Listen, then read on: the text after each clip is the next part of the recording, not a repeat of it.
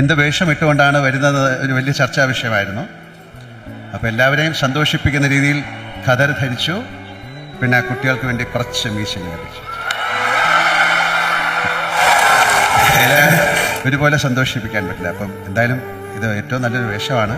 ഞാൻ കൈത്തറിക്ക് വേണ്ടിയിട്ട് brand ambassador അല്ല, ഗുഡ്വിൽ അംബാസിഡറായിട്ടൊക്കെ ചെയ്തിട്ടുള്ളതാണ്. എനിക്കിഷ്ടപ്പെട്ട വേഷമാണ്. അപ്പം എൻ്റെ അടുത്ത് മന്ത്രി പറഞ്ഞു ഇങ്ങനെ തന്നെ വരണം. നന്ദി സാർ, നന്ദി, താങ്ക് യു.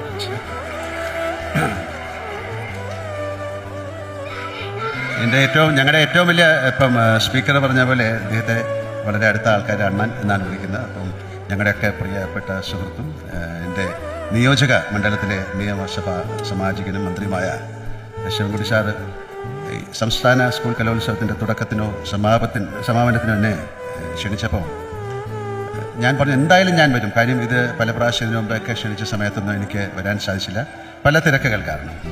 എന്തായാലും ഇന്ന് ഇത്രയും വലിയ ഒരു ചടങ്ങിൽ വന്നില്ലായിരുന്നെങ്കിൽ അതൊരു വലിയ നഷ്ടമായി പോയേനെന്ന് ഞാൻ കരുതുന്നു. എന്തായാലും എന്ത് അസൗകര്യം ഉണ്ടായാലും ഇന്ന് വരണമെന്ന് ഞാൻ വിചാരിച്ചതാണ്. എല്ലാവിധ ഭാഗ്യങ്ങളും ഒത്തു വന്നതുകൊണ്ട് എനിക്കിതിൽ പങ്കെടുക്കാനായി. അതിലെനിക്ക് നിങ്ങളെക്കാളൊക്കെ വളരെയധികം സന്തോഷമുണ്ട്. അതിൻ്റെ കാരണം യുവ പ്രതിഭകൾ മാറ്റുരയ്ക്കുന്ന കലയുടെ ഏറ്റവും വലിയ ആഘോഷങ്ങളിലൊന്നാണല്ലോ നമ്മുടെ സംസ്ഥാന സ്കൂൾ കലോത്സവം. കലാകാരൻ എന്നത് കൊണ്ട് തന്നെ എനിക്ക് ഈ വേദിയോട് അത്രമേൽ ആദരവാണ് ഉള്ളത്.